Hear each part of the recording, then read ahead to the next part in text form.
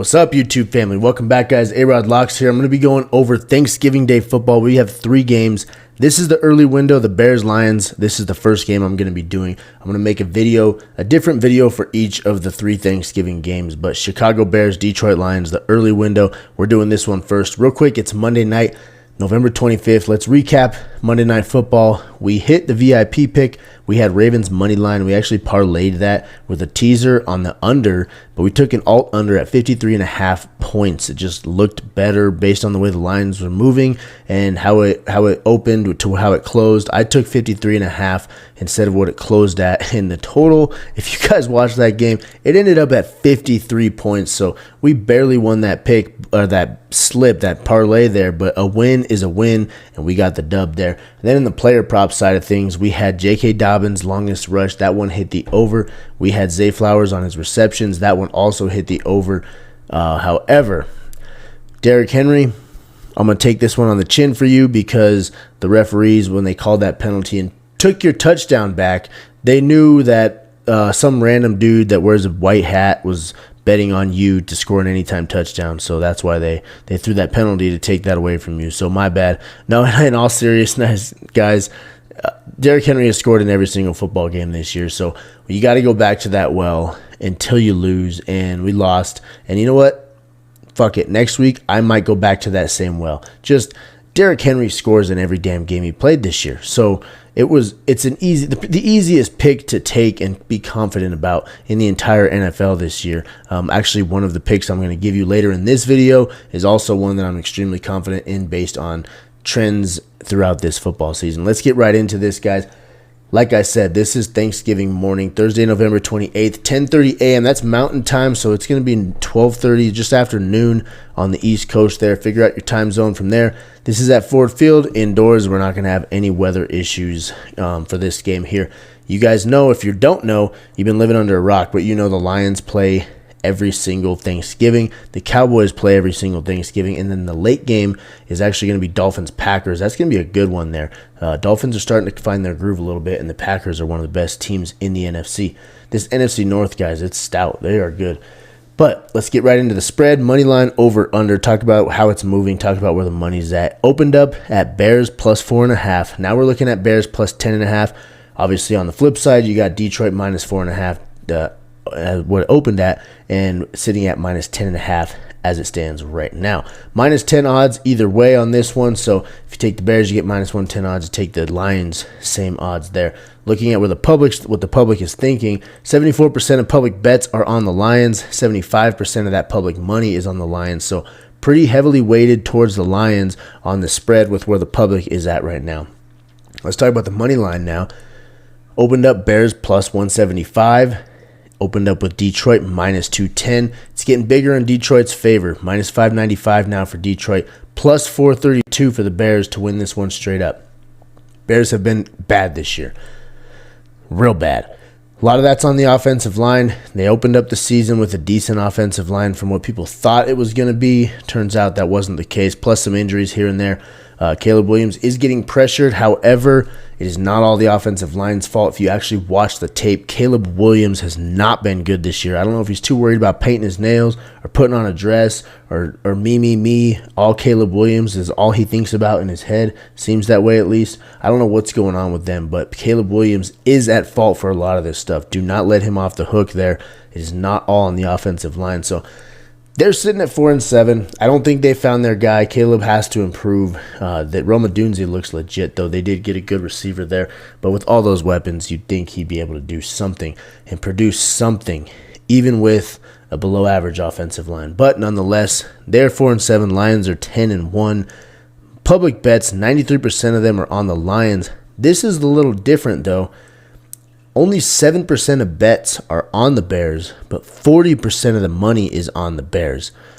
So that kind of gives me an inclination that some sharp bettors might be taking the Bears on the money line here. Maybe they think the Bears are going to figure it out. Maybe they think it's a trap game for the Lions. I don't know for sure. I'm going to watch this as we move closer to Thursday, though. I don't want it to jump on a bet. Right now on Monday, as we sit on November 25th, we got 3 days to figure this one out. I'm going to watch the lines, watch the money, just see what it does before I actually dive in and make a pick. But there's your money and your public bet percentages on the money line. Now let's talk about over-under. Opened up at 50.5. Now it's at 48.5. Minus 110 odds either way. So it's coming down in the point total, which should mean more of the bets, more of the money, more importantly, more of the money should be on the under. I'm going to guess that's not the case because the public loves the over. Let's see what it's looking like. Yes, 70% of public bets are on the over. 79% of public money is on the over. So this is one of those ones with inverse line movement, guys. You got money coming in on the over, but actually the line is moving down towards the under. So that's something I'm really going to watch right there. That point total on this game as we get closer to Thursday. If this continues this trend, if it goes down to 47.5, if it drops another point and this does not change, that's something that I'm really going to consider putting out. If you're a VIP in my VIPs, you will be getting a pick on this game. All three of the games. I already put together one. Actually, I did a teaser parlay I put together for all three of the Thanksgiving games. I'll be sending that out in the morning, but I will be trying to put out a straight bet in each of the games as well. But there's your info on the lines, guys, the spread, the money line, the over under, where it's moving, where the money's at. Now let's get into my three favorite player props for this game.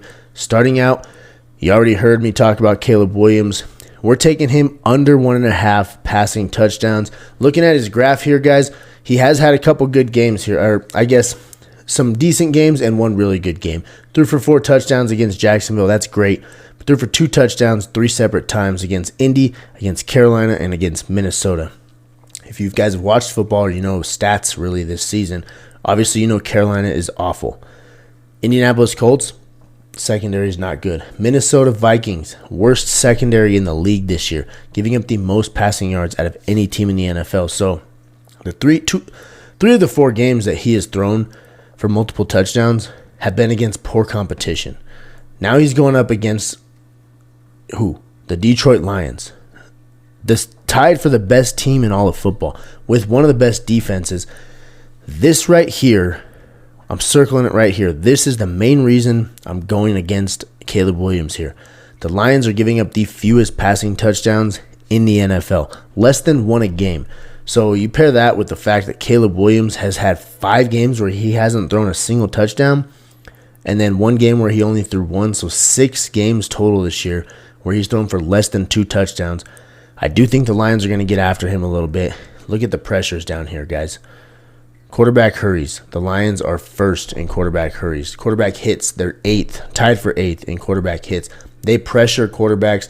Caleb Williams is a rookie. He is an improviser. That's what he's good at, but he doesn't have it up here yet, guys. He's not having a good football season so far. He was the favorite to win Rookie of the Year at the beginning of the season. Jalen Daniels took over that.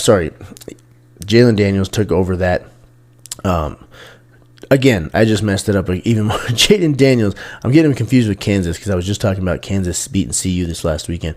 Jaden Daniels took over the odds for Rookie of the Year. Now, it's going to be Bo Nix, guys, the way Bo Nix is playing. So that's just a side note on Caleb Williams and how his season is going. But take him on the under at 1.5 passing touchdowns. Then let's move on a little bit and let's get into David Montgomery.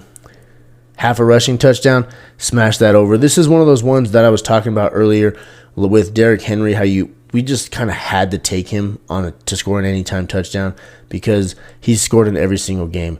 Now we're taking David Montgomery to score a touchdown, anytime touchdown, because look at his graph this season. 2 games he did not, against Minnesota and against Green Bay. Like I said, Minnesota has the worst passing defense. The Lions were slinging it all over the place. Green Bay, good football team.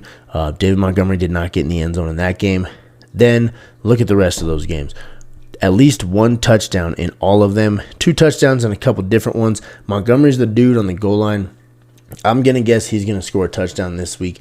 The Bears are 16th against running backs in touchdowns allowed to running backs. So right in the middle of the NFL, not great, not bad, kind of just average in defending running backs for touchdowns. Montgomery scores a lot. We're taking Montgomery to score a touchdown. Then, yes, I'm going to do it. I'm going to double down. Jahmyr Gibbs also to score a touchdown. Anytime TD here.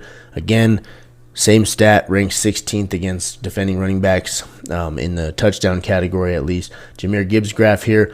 He has had 3 games where he did not score, but the rest of them he did score. He has 3 games with multiple touchdowns. So this is the reason why I'm going with Gibbs and David Montgomery both to score a touchdown. Now, sorry, let me just pull up this other pick. I got to find out which book it's actually on, which one I can look at it to show you guys. What am I doing here? I need FanDuel. Sorry, I apologize there, guys. But Amon-Ra St. Brown, I'm not actually taking this pick. This is 6.5 receptions. I'm not taking this. I'm pulling this up to show you guys something real quick. The Bears are ranked 2nd in allowing receptions to wide receivers. If the Bears have one bright spot this year, it's their secondary. Their defense hasn't played bad football. Their secondary has played good, really well actually. Ranked, like I said, ranked 2 against receivers in receptions allowed.